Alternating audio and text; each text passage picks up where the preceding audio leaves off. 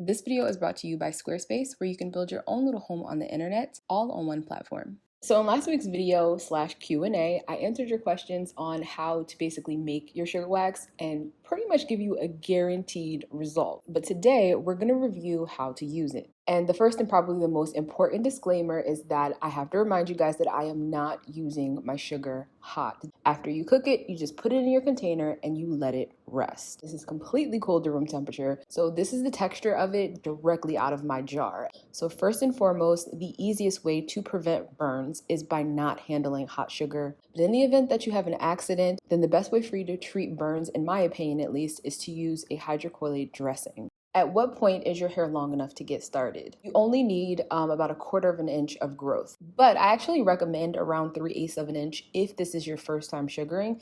And sometimes it comes across on camera as though my sugar isn't actually sticky. But I promise you, it definitely is, as you can see here. That's a trait that your sugar paste should definitely have. The sugar actually wants to stick to itself, and that's what we're relying on to wax. Although my hand is pretty flat when I go to apply or spread the sugar onto my skin, when I break away, I'm using a bit of a cupping motion. And this is because I'm holding an excess of sugar at the tips of my fingers. And that's actually what my sugar is attaching itself to. See the ribbon? So that's why when you guys DM me questions and you just tell me that your sugar is sticky, 10 times out of 9, I have no idea what you're talking about. So if you're ever wondering why I'm asking you like a bunch of follow-up questions, it's to get a better idea of exactly what is the situation that is leading you to believe that something is wrong. But with that said, what I find to be the biggest cause of this issue, like 90% of the time, is that your sugar is actually undercooked. And that's an easy fix. So again, if you saw part 1, whether you have a thermometer or you have no additional tools, I tell you everything you need to know about how to tell when your sugar is done. Another reason that you might actually get stuck though is possibly even just application. One thing you'll notice is that I really apply pressure to the skin because I want to spread the sugar thinly. The sugar is transparent enough that I can see my hair through it. So every time I make a pass, I'm spreading the sugar enough that, like I said, I have some excess on the tips of my fingers. And you can see the difference when I don't do that. So each time I'm passing here, I'm not applying any pressure. And as a result, the sugar is getting thicker and thicker.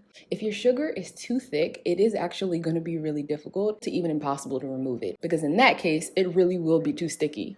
And the second option could just be that you don't have the right angle, which is exactly my problem because the camera lens is in my way.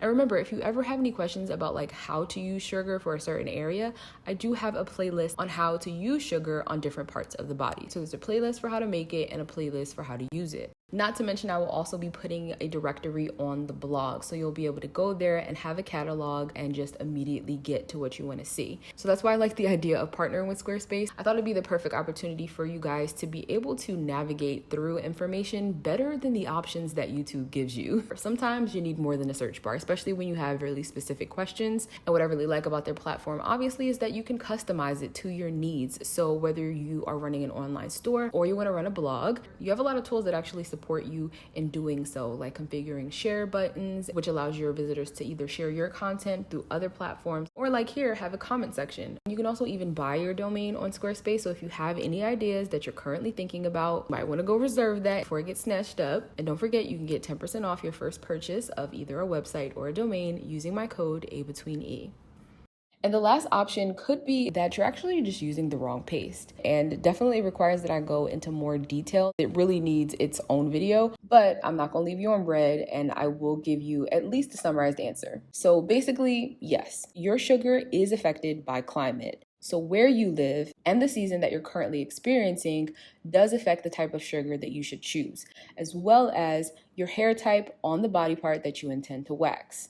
So if you have coarse or curly hair, or you live somewhere that's warm or humid, you want to use firm or hard. And if you live somewhere cold or dry, or you have fine hair, you want to use soft. And considering all of the things that I've just said, I know it can be very intimidating because it sounds like a lot. And to be honest, it is. Doing it at home is totally possible, but like anything, there's just going to be a learning curve. In order to get over a mental block, all I do is I imagine myself pulling the strip, because what your brain can imagine, your body can do. And honestly, it never hurts as much as I think it's going to. And number 2 is I think about how incredibly soft my skin is about to be. I love the results and I look forward to them. And no, I never have anyone help me because I can reach all the areas I need to do. I've done my face, underarms, stomach, full Brazilian, front and back, legs, and full leg, including the back of my thighs. And finally, just a reminder that after you're done using your sugar, it should be discarded, so you do want to throw it away. But for any leftover unused sugar, that you can actually just leave at room temperature and it will keep for several months. But remember what I said earlier about climate, your sugar is still sensitive. So if you put it somewhere that is, again, too hot and too humid, it is going to soften. So although you don't have to refrigerate it, if you want to, you can. If you guys are interested in still seeing more on the sugar series, make sure you subscribe. If you have any questions, feel free to leave them below. And hopefully I see y'all in the next one.